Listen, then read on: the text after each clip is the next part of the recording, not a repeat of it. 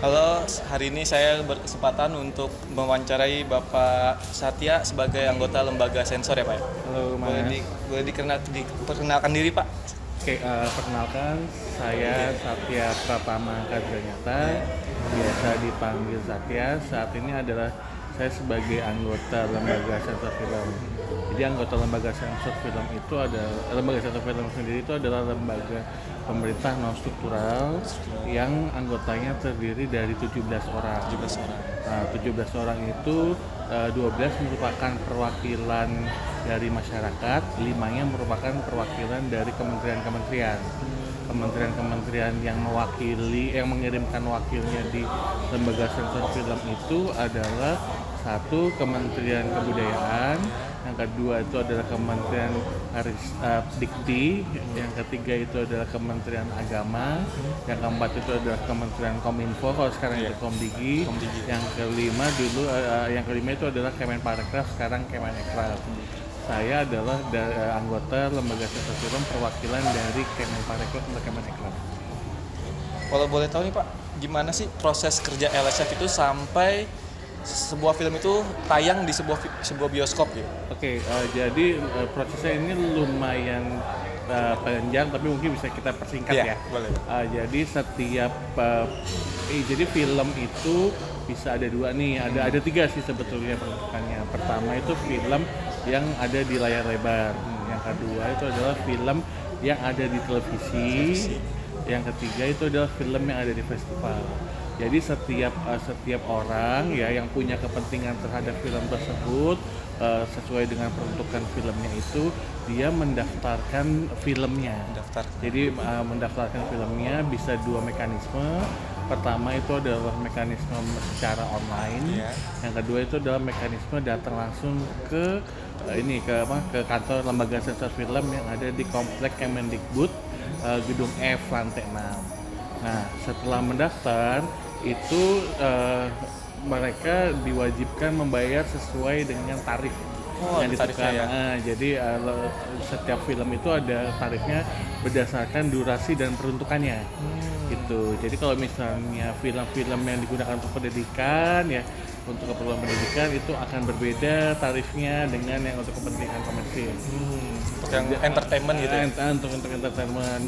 Iklan akan berbeda dengan yang untuk yang diputar di bioskop. Itu semua tarifnya bisa diakses di websnya LSF, lembaga sensor film itu.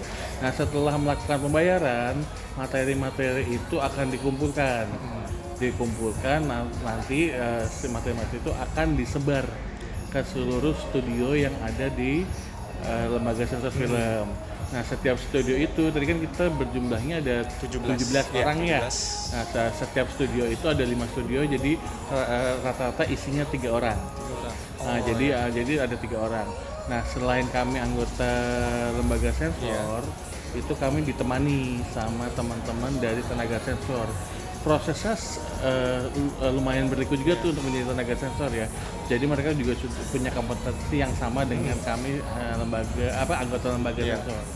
Nah, kami biasanya dalam satu studio itu ada 3 orang anggota lembaga sensor dan 3 orang tenaga sensor perwakilan masing-masing ini yang menemani masing-masing anggotanya. Satu operator gitu. Nah, materi-materi itu kami tonton. Ditonton dulu di sini ya? Ditonton dulu. Jadi kami menonton semua materi gitu ya, dari kalau misalnya dia bentuknya video, maka kita akan menonton itu dari awal menit pertama sampai menit akhir. Itu tuh ada pengulangan lagi nggak Pak? Atau satu kali tonton aja? Tergantung. Jadi kita coba lihat dulu prosesnya ya. Jadi kita itu menonton gitu ya. Nah, setiap selesai akhir kita menonton, kita langsung menentukan ini masuknya ke klasifikasi usia berapa.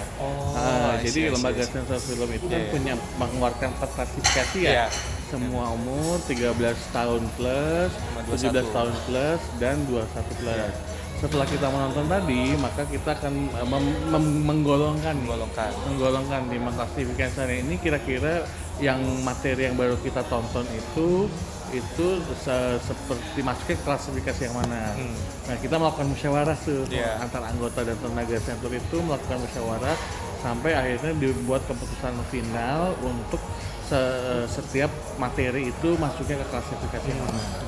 Nanti setelah sudah ada keputusan final gitu ya, biasanya di malam harinya nanti ada tanda tangan surat tanda lulus sensor.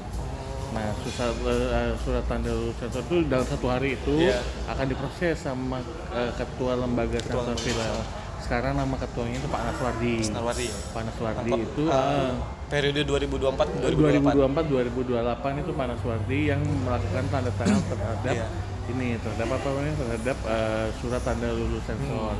Nah, surat tanda lulus sensor itu berlaku beda-beda gitu. Kalau misalnya film itu digunakan untuk festival, biasanya dia berlakunya hanya untuk ini aja selama festival berjalan aja ya. Selama festival jalan. Kalau misalnya dia dalam tanda kutip film layar lebar, tergantung kontraknya. Tergantung kontraknya berapa lama terhadap film tersebut sih untuk masa berlaku tanda lulus sensor. Berarti Pak Naswardinya pun itu ikut menonton juga berarti ya Pak? Pak, kalau semua anggota diharapkan seperti itu. Nah, Pak Naswardi sendiri karena dia sifatnya ketua gitu ya. Ketua kan lebih kepada urusan kekeluar gitu kan, hubungan lembaga dengan lembaga sensor film dengan stakeholders yang lain, dengan lembaga yang lain, mungkin dengan kementerian, mungkin juga dengan pihak yang lain. Nah, kalau Pak Naswardi karena sebagai ketua, fokusnya dia itu adalah sebagai leader untuk menjalin kerjasama dengan banyak pihak di luar itu. Jadi porsi untuk studionya lebih sedikit gitu. Nah, tapi Pak Naswardi ini kan periode kedua nih. Sebelumnya dia bukan ketua, dia tetap mendapatkan aktivitas menonton gitu. Tetap ikut screening ikut screening juga gitu. Untuk yang pertanyaan terakhir ya Pak, apa pendapat lembaga sensor film melihat film Indonesia yang makin berani dalam mengangkat isu sosial atau budaya yang kontroversial pada saat ini? Kayak film terakhir tuh Kucumbu Tumbuh Indahku itu apa ya? Ya kayak gitu-gitu Pak. Jadi gini, jadi sebetulnya peran LSF sendiri di sini bukan untuk membatasi kreativitas ya, gitu kan. Kita justru sangat mendukung kreativitas ya kan. Nah, tapi kreativitas kan juga tidak bukan berarti dia mengabaikan kepentingan ada orang aturan lain mainnya lah gitu ya. Nah, bukan berarti semaunya gitu. Nah, kreativitas justru di sini kita adalah dengan dengan aturan-aturan yang sudah ditentukan pemerintah dari para kreator ini kreator film itu, mereka untuk diasah nih, makin dipacu nih, kira-kira bisa nggak ya dengan aturan-aturan yang sudah itu dia tetap bisa menciptakan hal-hal yang baik gitu ya, hal-hal yang luar biasa tanpa gitu harus melanggar aturan tanpa kenapa? Karena aturan itu kan dibuat itu kan untuk kepentingan rakyat, kan negara membuat aturan itu untuk kepentingan rakyat. Jadi kalau misalnya memang para kreasi ini gitu kan mampu keluar dari zona nyamannya, ya kan, dengan ada tanda kutip mereka punya kreativitas terhadap film itu, misalnya punya kreativitas suatu gitu ya, tapi ada aturan-aturan yang dalam tanda kutip menjadi pelindung untuk masyarakat. Silakan kalian berkreasi gitu seperti apa yang kalian inginkan gitu, terhadap film tersebut gitu. Nah, berbalik lagi bahwa film sendiri gitu ya, film sendiri kan dibagi menjadi dua sebetulnya. Pertama itu film dokumenter.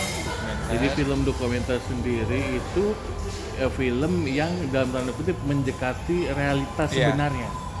Gitu kan. Jadi film dokumenter itu benar-benar memotret gitu ya. Memotret kejadian-kejadian yang ada di masyarakat dan sudah melalui riset yang tinggi. Gitu kan. Nah, yang kedua filmnya adalah film fiksi. Gitu kan, bahwa film fiksi itu dia juga misalnya gitu ya, dia mengangkat fenomena gitu ya, mengangkat fenomena di masyarakat. Silahkan dia dalam tanda kutip itu melakukan riset, malah wajib hukumnya sebetulnya melakukan riset kan terhadap terhadap film itu wajib sekali untuk melakukan riset gitu ya. Nah, tetapi dalam film fiksi ini pasti selalu ada bumbu-bumbu yang untuk membuat film itu lebih seru, lebih punya nuansa adrenalin misalnya gitu ya lagi, atau berbagai macam bumbu-bumbu yang ditanamkan ke dalam film gitu. Beda dengan dokumenter ya. Beda dengan dokumenter gitu. Nah, makanya kadang-kadang gitu ya, misalnya ada film fiksi gitu ya, film fiksi yang dalam tanda kutip mengangkat satu tema sosial tertentu, tapi dalam tanda kutip kok jadi dibawa baper gitu ya, misalnya jadi dibawa baper keseluruhan gitu, padahal kan dalam tanda kutip film ini kan film fiksi ya gitu. Nah, ya kalau misalnya pun seperti itu ya selalu akan ada bumbu-bumbunya gitu yang membuat dia jadi seru, atau mungkin misalnya gitu ya agak melenceng sedikit gitu kan, selama film itu tidak misalnya gitu ya tidak mengandung unsur pornografi, ya kan, sara ya kan, terus habis itu tidak melanggar hukum, narkotika, nafsa dan berbagai hal sensitif yang ada ya. Kalau dari kami sih ya film itu fiksi gitu, tidak menggambarkan kondisi realitas yang sebenarnya. Mungkin segitu aja kali Pak, pertanyaan saya. Siap. Makasih Pak untuk waktunya. Makasih Mas ya. Ya.